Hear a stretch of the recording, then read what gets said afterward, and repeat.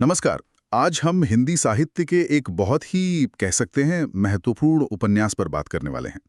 मुंशी प्रेमचंद का कायाकल्प। ये 1926 में आया था और ये सिर्फ एक कहानी नहीं है। ये उस जमाने के समाज का मतलब एक आईना है, यथार्थ भी है और सुधार की बात भी।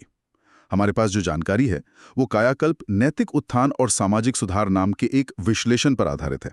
तो इसी के सहारे हम समझेंगे कि ये कहानी जो चक्रधर नाम के एक जमींदार के पहले नैतिक पतन और फिर उसके बदलाव की है, ये हमें उस समय के भारत, खासकर वो जो सामंती व्यवस्था थी और जो सुधार के आंदोलन चल रहे थे, उसके बारे में क्या बताती है। तो चलिए इसमें उतरते हैं, जरा देखते हैं। बिल्कुल। और कायाकल्प की खास बात यह भी है कि ये प्रेमचंद जी के उस दौर की रचनाएं जब गांधीवादी सोच और स्वदेशी आंदोलन का असर समाज पर गहरा हो रहा था। अच्छा। तो ये उपन्यास दिखाता है कि कैसे एक व्यक्ति का जो निजी बदलाव है, उसके अंदर की उथल-पुथल वो समाज के बड़े सुधारों से जुड़ सकती है। ये सिर्फ एक किरदार की कहानी नहीं है, ये एक पूरे युग को पकड़ने की कोशिश है। अच्छा, तो कहानी शुरू होती है उत्तर प्रदेश के कस्बे से, है ना? ये मुख्य पात्र हैं चक्रधर। नौजवान हैं, अमीर जमींदार हैं, पढ़े लिखे भी और दिखने में भी अच्छे। सुनने में तो लगता है सब ठीक है, हाँ बिल्कुल। ऊपर से तो सब सही लगता है। लेकिन असलियत कुछ और है। उनका जो जीवन है वो भोग विलास, अहंकार और जमींदारी की ताकत के नशे में डूबा हुआ है। वो जो गरीब किसान हैं, उनका शोषण करने में मतलब बिल्कुल नहीं हिचकिचाते। उनकी शान शौकत दूसरों के दुख पर टिकी है एक तरह से। पर उनके जीवन में ऐसे लोग भी हैं जो एकदम अलग हैं। जैसे उनकी पत्नी है विमला। वो बहुत ही सीधी साधी धार्मिक महिला हैं। उनका मन लगता है समाज सुधार में, गरीबों की मदद करने में। और फिर एक और किरदार है शांति। वो पढ़ी लिखी हैं, नए ख्यालों की हैं। उन पर स्वदेशी आंदोलन और गांधी जी के विचारों का काफी असर है। और दूसरी तरफ है कुंवर रघुवंश, चक्रधर का दोस्त। वो भी जमींदार हैं और वो चक्रधर की बुरी आदतों को और बढ़ावा देता है। हाँ, ये जो किरदारों का ताना बाना है ना, ये बहुत महत्वपूर्ण है। ये प्रेमचंद जी ने सोच समझ कर रचा है। ये सीधे सीधे उस वक्त के समाज के दो सिरे दिखाता है। एक तरफ वो पुरानी गिरती हुई सामंती व्यवस्था और दूसरी तरफ समाज को बदलने की कोशिश करते नए सुधारवादी विचार। चक्रधर का घर ही एक तरह से एक रणभूमि बन जाता है, जहाँ विलासिता और नैतिकता, शोषण और सेवा के बीच लगातार एक संघर्ष चलता है। और यह संघर्ष सिर्फ बाहर नहीं, चक्रधर के मन के अंदर भी चल रहा होता है। हाँ, और यह संघर्ष चक्रधर को नीचे ही ले जाता है। शुरू में तो उनका नैतिक पतन बहुत तेजी से होता है। जमींदारी से जो भी पैसा आता है वो जुए में, शराब में, दूसरी अयाशों में उड़ा देते हैं। जी। नतीजा ये होता है कि उनके किसान जो पहले ही मुश्किल में थे, वो और भी ज्यादा कर्ज और शोषण के जाल में फंसते जाते हैं। एक बहुत ही दुखद उदाहरण दिया गया है हरिया नाम के एक गरीब किसान का। चक्रधर क्या करता है, उसकी बेटी सावित्री की शादी के नाम पर उससे और ज्यादा लगान वसूल लेता है, शायद अपनी अय्याशी के लिए। हाँ, ये सीधे तौर पर उस सामंती शोषण को दिखाता है जिसका जिक्र हमारे विश्लेषण में भी है।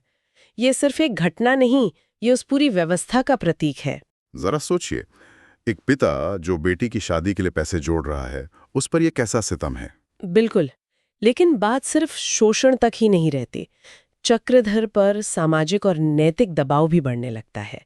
एक तरफ विमला है जो अपने पति के तौर तरीकों से बहुत दुखी हैं। वो उन्हें समझाने की कोशिश करती हैं, धर्म का, नैतिकता का वास्ता देकर। दूसरी तरफ शांति है जो गांव में बहुत सक्रिय है। वो स्वदेशी का प्रचार कर रही है, लोगों को, खासकर औरतों को पढ़ने के लिए प्रेरित कर रही है। तो विमला और शांति दोनों ही अपने अपने ढंग से चक्रधर को सही रास्ते पर लाने की कोशिश में लगी हैं। हाँ, पर चक्रधर का जो अहंकार है वो इतनी आसानी से कहाँ मानता है। शुरू में तो वो इन सब बातों का, खासकर शांति की बातों का मजाक उड़ाता है।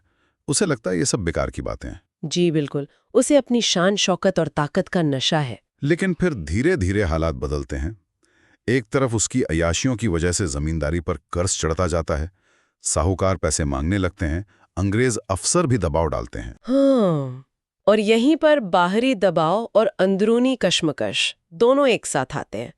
एक तरफ पैसे की तंगी है, दूसरी तरफ घर में विमला की चुप्पी, उसकी उदासी और शांति के सीधे सवाल।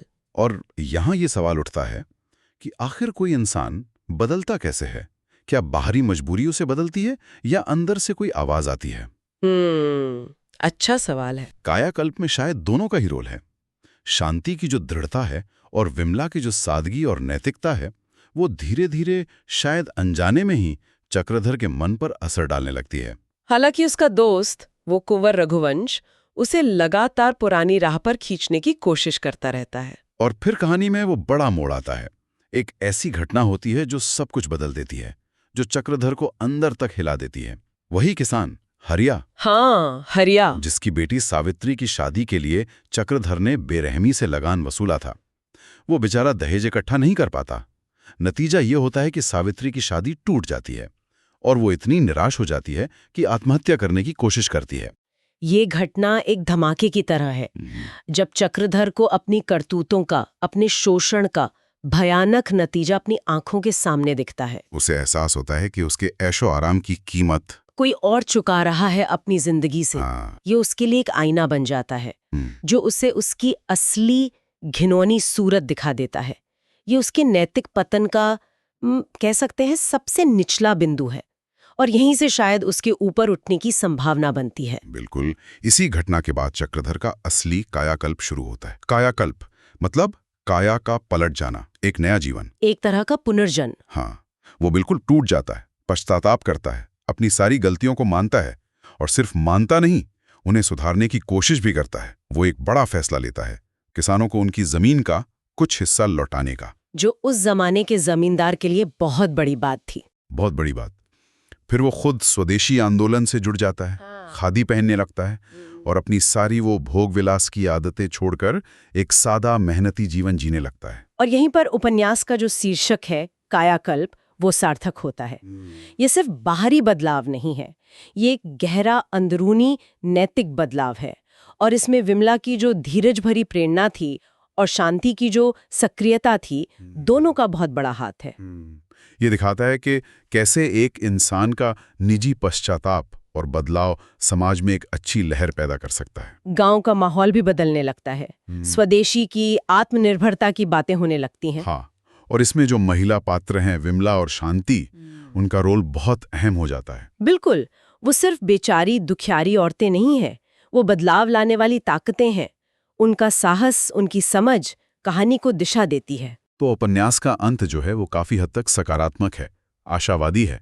चक्रधर सचमुच एक बदला हुआ इंसान बन जाता है, एक सुधारक। गांव में शिक्षा फैलती है, स्वदेशी चीजें अपनाई जाती हैं। हरिया जैसे किसानों को न सिर्फ थोड़ी राहत मिलती है बल्कि इज्जत भी मिलती है। हाँ, एक उम्मीद जगाने वाला अंत है। लेकिन जैसा आपने पहले कहा, प्रेमचंद यथार्थ को भी नहीं छोड़ते। सही। कहानी में कुंवर रघुवंश जैसे किरदार भी हैं जो आखिर तक नहीं बदलते। वो बदलाव का विरोध करते हैं, वो अपनी पुरानी सामंती सोच और अपने फायदे से चिपके रहते हैं। ये दिखाता है कि समाज को बदलना कभी भी आसान नहीं होता। हमेशा कुछ ताकतें होती हैं जो पुरानी व्यवस्था को बनाए रखना चाहती हैं। प्रेमचंद का यथार्थवाद यहीं दिखता है, वो कोई सपनों की दुनिया नहीं रच रहे। तो अगर हम सार निकालने की कोशिश करें तो ये उपन्यास हमें क्या मुख्य संदेश देता है? मेरे ख्याल से कई महत्वपूर्ण संदेश हैं। पहला और सबसे साफ, वो जो सामंत व्यवस्था थी, उसका जो शोषण था, उसकी तीखी आलोचना। ठीक है। दूसरा, स्वदेशी और गांधीवादी विचार जैसे अहिंसा, आत्मनिर्भरता, सादा जीवन, इनका मजबूती से समर्थन। तीसरा, ये उम्मीद कि नैतिक पतन के गहरे गड्ढे में गिरने के बाद भी इंसान बदल सकता है, उसका कायाकल्प हो सकता है अगर वो सच में पछतावा करे और सही रास्ता चुने। चौथा, महिलाओं की भूमिका। विमला और शांति को बहुत सकारात्मक, बहुत सक्रिय दिखाया गया है। वो सिर्फ सहायक नहीं, वो कहानी की नैतिक धुरी है, बदलाव के इंजन हैं। और पांचवा, दहेज जैसी जो सामाजिक बुराइयां थीं और उनके कितने भयानक परिणाम हो सकते हैं, उस पर सीधी चोट की गई है। हाँ, ये सब बातें प्रेमचंद ने जिस भाषा में कही हैं वो भी अपने आप में कमाल है। हमारे विश्लेषण में भी इसका जिक्र था। भाषा बहुत सरल है, सीधी है, लेकिन उसमें भावनाओं की एक गहराई है। बिल्कुल। वो गांव का माहौल, लोगों की बातचीत, उनकी तकलीफें, उनकी उम्मीदें, सब कुछ ऐसे रचते हैं कि आंखों के सामने आ जाता है। जी, वो यथार्थवादी शैली पाठक को कहानी से, किरदारों से सीधे जोड़ देती है। ऐसा लगता है हम वहीं मौजूद हैं। इसमें कोई शक नहीं कि कायाकल्प हिंदी साहित्य में एक मील का पत्थर है। ये सिर्फ प्रेमचंद की सुधारवादी सोच को ही नहीं दिखाता, बल्कि ये व्यक्तिगत और सामाजिक बदलाव की जो जटिलताएं हैं, जो मुश्किलें हैं और जो संभावना है उनको बहुत बारीकी से हमारे सामने रखता है। ये बताता है कि बदलाव संभव है, लेकिन उसके लिए इच्छा शक्ति चाहिए, नैतिक साहस चाहिए और अक्सर मुश्किल संघर्षों से गुजरना पड़ता है। ये कोई जादू की छड़ी वाला काम नहीं है। कुल मिलाकर हमने देखा कि कायाकल्प चक्रधर के जरिए हमें नैतिक पतन की गहराइयों से लेकर आत्मिक उत्थान की ऊंचाइयों तक की एक यात्रा कराता है। उपन्यास का निचोड़ शायद यही है कि अपनी गलतियों को पहचानना, उनका प्रायश्चित करना और फिर सेवा और नैतिकता के रास्ते पर चलना, यही सच्चे कायाकल्प का रास्ता है। और यहाँ एक बात सोचने वाली है जाते जाते, कहानी में कुंवर रघुवंश जैसे पात्र हैं जो बदलाव का विरोध करते हैं, पुरानी व्यवस्था से चिपके रहते हैं। अगर हम आज के समय में देखें, अपने आसपास या शायद अपने अंदर भी, तो ऐसी कौन सी ताकतें हैं, कौन सी सोच है जो इस तरह के सकारात्मक कायाकल्प के रास्ते में रुकावट बनती हैं?